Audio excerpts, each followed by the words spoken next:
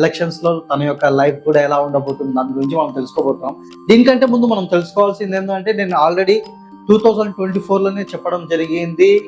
రాహుల్ గాంధీ యొక్క time of period ప్రతిసారి election టైంలో రాంగ్ పీరియడ్ లోనే ఉండడం ద్వారా తాను సక్సెస్ కాలేకపోతున్నాడు. తాను ఏది ప్రజెంట్ చేయాలనుకుంటున్నాడు అది చేయలేకపోతున్నాడు. అదేవిధంగా నేమ్ నెంబర్ కూడా తనని డబుల్ ఫైరింగ్ చేయడం ద్వారా తాను ఏది ఉన్నా కూడా ముక్కుసూటిగా చాలా నచ్చడం, తాను చెప్పే విధానం కూడా పబ్లిక్ నచ్చడం ద్వారా కూడా అక్కడ సక్సెస్ ని ఫేస్బుక్ లో కావచ్చు, నా యొక్క బ్లాగ్ లో కూడా కావచ్చు, నా యొక్క యూట్యూబ్ ఛానల్లో మీరు వెళ్ళి సెర్చ్ చేసుకుని పోయే పీరియడ్ అనేది ఎంటర్ అయిపోతున్నాడు. కాబట్టి ఇప్పుడు తనను తాను ప్రూవ్ చేసుకునే ఇయర్ లోకి ఎంటర్ అవుతున్నాడు.